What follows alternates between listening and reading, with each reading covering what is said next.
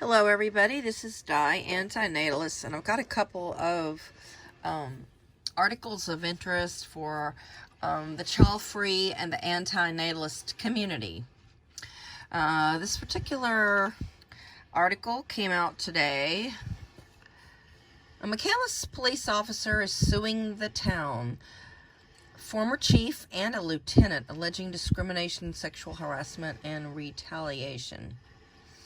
Melissa Delville filed the lawsuit in Allegheny County Common Pleas Court, naming as defendants former Chief David Satani and Lieutenant Jeffrey Basil. Satani resigned last November after previously been placed on administrative leave while officials investigated alleged allegations by Delval and two other women with ties to the department. Delval was hired by the department in August 2017. She filed a complaint with the Pennsylvania Human Relations Commission in March 2019. According to the lawsuit, she was subjected to constant, persistent, and systematic sexual harassment and discrimination, as well as a hostile work environment. Well, many women are, and many police entities are made up of former military staff, and there's rampant sexual harassment and abuse in the military towards women and even some men. The lawsuit alleges that Satani grabbed and forcibly kissed Delval when she was in full uniform and on duty after her training officer stopped at the chief's house for a family gathering on September 4th. The complaint also accuses Basil of making constant, daily, crude, lewd, and inappropriate sexual comments to her. It said that once, when she drove through a parking lot where Basil was, he turned to face her, grabbing his genitals over his pants, sticking out his tongue and shaking his genitals, and headed her. Basil previously was suspended for 10 days following allegations. He created a hostile work environment in the department. The lawsuit accused the town of Mccandless of allowing and perpetuating the misconduct by failing to properly investigate it, and said it has therefore directly cultivated and permitted this fraternity atmosphere to permeate all aspects of its police department. Absolutely. It is very, very hard for women to get heard, for women's voices to be heard, and there's no doubt in my mind that she was harassed and discriminated against. She alleges that the department retaliated against her for filing the Human Relations Commission complaint by refusing to interview her for an open detective position. Now, here's the part that slays me.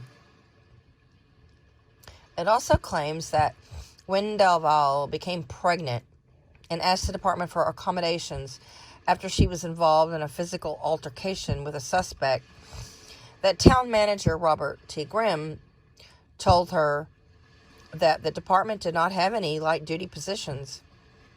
Grimm could not be reached for comment. The complaint alleges that Mccandless officials have said that they will not even consider implementing a maternity policy. I am very, very glad to hear that. I don't want to supplement or subsidize someone's, choice to carry out a pregnancy.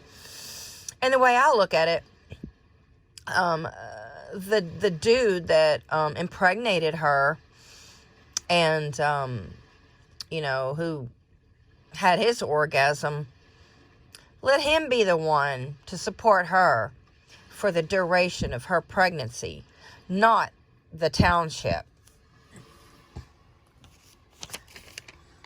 Now, the other article I have here regards fostering, and I'm glad this made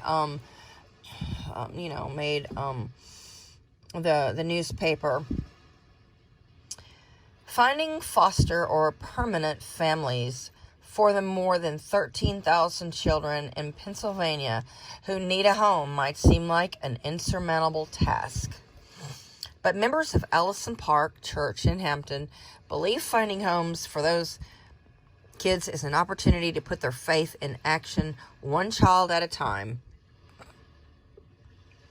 I've always felt that foster care families are like heroes, said the Reverend Jeff Leake, the church's lead pastor.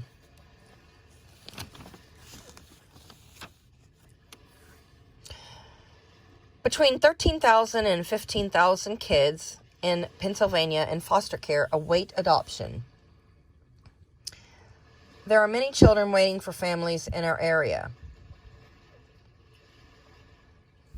And they can make a dent in this need. Leake said that the Treasured Kids Initiative has two goals: recruit as many families as possible to become foster parents, adoptive parents, or to provide respite care for foster and adoptive children, and create support teams to help them. Everyone can provide support in some way, whether that's providing backpacks and meals or babysitting. It's something we want to get behind as an entire church family. But you know what? It's a better initiative to promote lack of reproduction, lack of breeding in the first place, because like even a family with, the highest,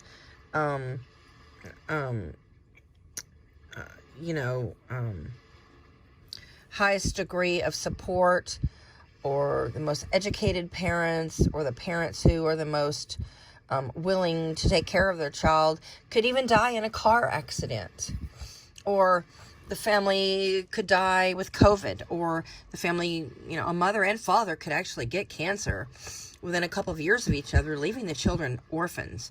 So it's always better never to reproduce.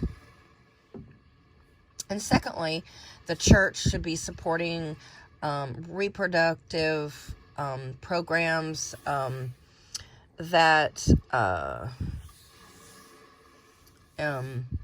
promote sterilization for men and women. Since launching the initiative in the end of September, 52 families have expressed interest in fostering or adopting. So far, 18 families have started the licensing process, and 32 have signed up to serve on support teams.